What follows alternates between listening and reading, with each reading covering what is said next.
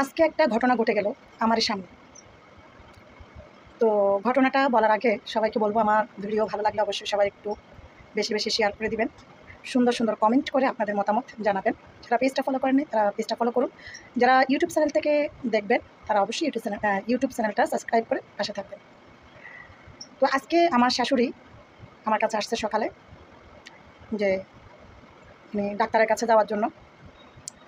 এমনিতেই মানে আমার ছেলে অথবা আমার মেয়ে কাউকে না কাউকে নিয়ে যাওয়ার জন্য আসছে। তো ছেলেও যেতে চাচ্ছে না, মেয়েও বেড়াইতে যাইতেছে।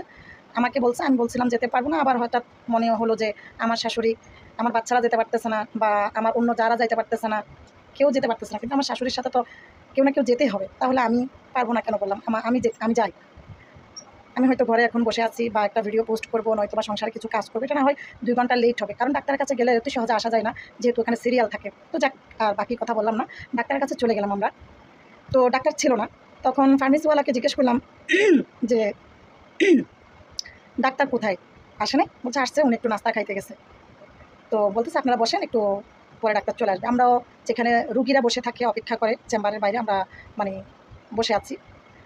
কিছুক্ষণ বসার পরে এক লোক একজন মহিলাকে আজা ভেড়াই ধরে, মানে অনেক তাড়াহুড়া করে টমটম থেকে নামলো।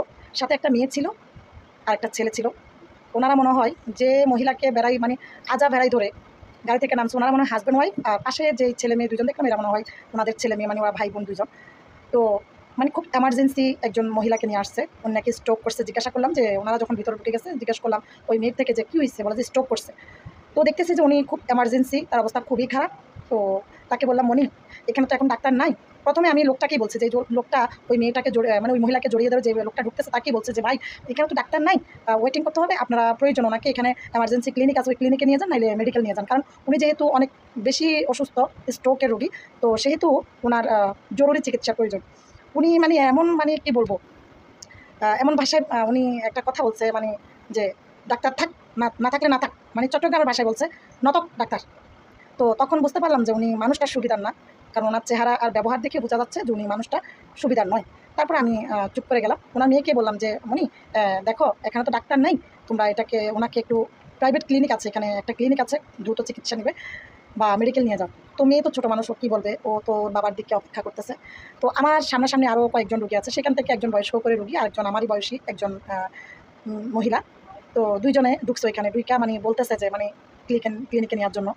আর ওই লোকটা ওই মহিলাকে এত বাজেভাবে ব্যবহার করছে, মানে বালের ক্লিনিক, চট্টগ্রামের বাসায় বলতেছে, মানে বালের ক্লিনিক না, কিরু ক্লিনিক, ডাক্তার নয় সমস্যা নেই, তোরা থেকে মাথা ফারতে, মানে হাবিজাবি একটা মানুষ যখন রোগী হয়ে যায়, অসুস্থ হয়ে যায়, একজন মানুষকে যখন কেউ ভালো একটা পরামর্শ দেয়, প্রয়োজন পড়লে উনি বলতে পারতো যে থাক, সমস্যা নেই, উনি আগেও এরকম হয়েছে, বা এই ডাক্তারের চিকিৎসা আমাদের ভালো লাগে, যে কোনো একটা কথা বলেই উনি বলতে পারতো। কিন্তু না, ওনার ব্যবহার, ওই মহিলারা তো কষ্ট পাইছে, মানে কি বলবো, ওনারা একজন মহিলা তো অলরেডি অনেক ক্ষিপ্ত হয়ে গেছে আগে ওনার দিকে, মানে ওনার চাউনিটা উনি বুঝতেছে যে উনি অনেক মানে রেগে আছে। তো এটাই যে মানুষ, উনি আবার ওই মহিলা কি বলছে, আমার সমবয়সী যে মহিলা, উনি বলছে, মানে চট্টগ্রামের ভাষায় বলছে, মানে আজকাল বালার দাম নাই, তো বালুর বালাই করার না। ওই লোকটা আবার ওই মহিলাকে বলতেছে বালুর বালাই করার না, আমাকে বই দেখো ফেটা ফেটা নগর। তো চিন্তা করে দেখেন, দুনিয়াতে আসলে ভালো মানুষের কোনো মূল্য নাই। এটা মানে আমার চোখের সামনে ঘটে যাওয়া একটা ঘটনা, যে ভালো কথার কোনো মূল্য নাই। আসলে যে ভালো কাজ করতে যাইবে, যে ভালো কিছু করতে যাইবে, তার বাস খেতে হবে, তাকে বাস দেওয়ার জন্য মানুষ প্রস্তুত থাকে সবসময়। তো যেচে কখনো ভালো কাজ করতে যায় না। আমরা অনেক সময় বলি যে অ্যাক্সিডেন্ট হয়ে পড়ে আছে, বা রুগী ছটপট করতেছে, কেউ সহযোগিতা করতেছে না, এই জন্য মনে হয় অনেকেই আগ বাড়িয়ে সহযোগিতা করতে যায় না। যাই হোক, তো ভিডিওতে আপনারা অবশ্যই মতামত জানাবেন, আপনাদের মতামত কী হলো। আমি ওয়েটিংয়ে থাকবো আপনাদের কমেন্টের মতামতের জন্য। তো এই পর্যন্ত, আল্লাহ হাফেজ।